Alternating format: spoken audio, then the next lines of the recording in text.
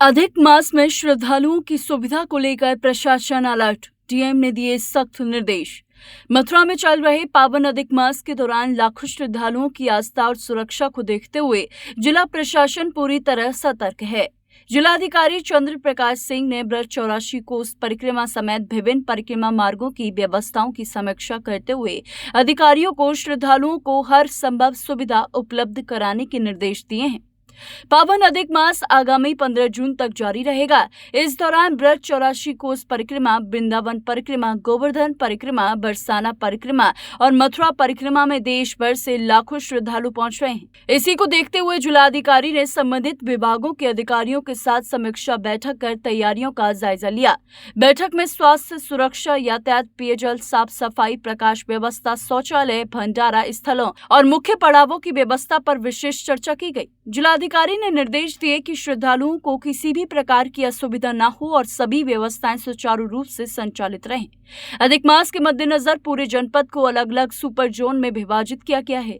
गोवर्धन, बरसाना, वृंदावन, गोकुल, बलदेव, माठ और शहरी मथुरा क्षेत्र के लिए वरिष्ठ अधिकारियों को जिम्मेदारी सौंपी गई है। ये अधिकारी नियमित रूप से निरीक्षण कर व्यवस्थाओं की निगरानी कर रहे हैं।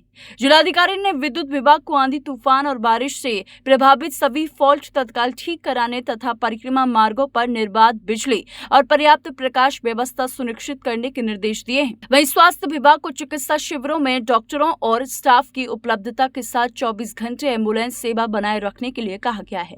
नगर निगम, नगर पालिका, नगर पंचायत और ग्राम पंचायतों को परिक्रमा मार्गों पर नियमित साफ सफाई, मोबाइल एवं स्थानीय शौचालयों की व्यवस्था और दिशा सूचक संकेतक लगाने के निर्देश दिए हैं। साथ ही श्रद्धालुओं को स्वच्छता के प्रति जागरूक करने पर भी जोर दिया गया है।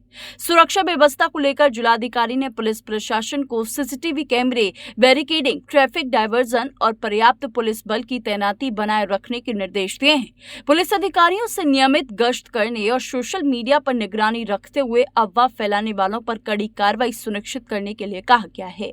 जिलाधिकारी चंद्र प्रकाश सिंह ने श्रद्धालुओं और भंडारा संचालकों से भी अपील की है कि वे स्वच्छता बनाए रखें और कूड़े को निर्धारित कूड़ेदानों में ही डालें। उन्होंने कहा कि प्रशासन का उद्देश्य है कि श्रद्धालुओं को परिक्रमा के दौरान किसी प्रकार की परेशानी का सामना न करना पड़े। अधिक मास में उमड़ रही श्रद्धालुओं की भारी भीड़ के बीच मथुरा प्रशासन व्यवस्थाओं को लेकर पूरी तरह मुस्तैद नजर आ रहा है।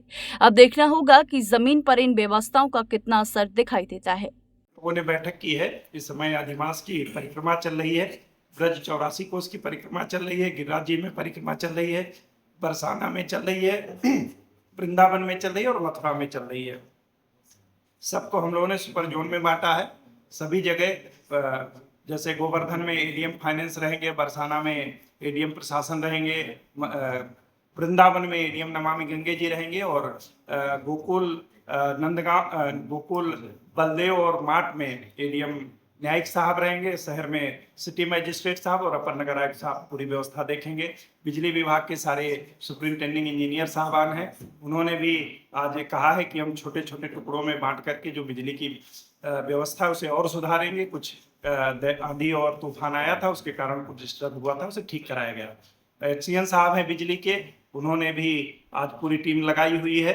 साफ सफाई रहे परिक्रमा मार्गों पर, इसके लिए सभी अधिकारियों को कहा गया है कि स्वयं भी परिक्रमा लगाएं और जहां गंदगी हो या जैसी भी हो, नगर पंचायत से, नगर पालिका से, नगर निगम से या देहात क्षेत्र है तो ग्राम पंचायत के जो हमारे सफाई कर्मचारी हैं जो मौके पर लगाए गए हैं वो साफ सफाई करें एक टीम के रूप में। इसके अलावा भंडारे बहुत लगे हुए हैं जो, क्योंकि लाखों की संख्या में इसमें लोग परिक्रमा दे रहे हैं 84 कोस की, और कल तो एकदम ऐतिहासिक भीड़ हुई थी।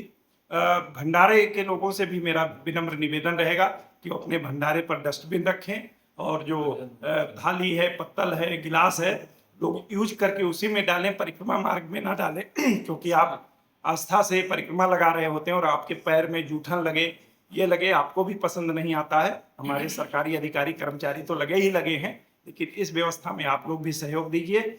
और मुझे पूरा विश्वास है कि टीम जिस तरीके से लगी हुई है वो अगले जो 15 दिन और बचे हैं अधिमास के, उसमें हम अच्छी से अच्छी व्यवस्था करेंगे।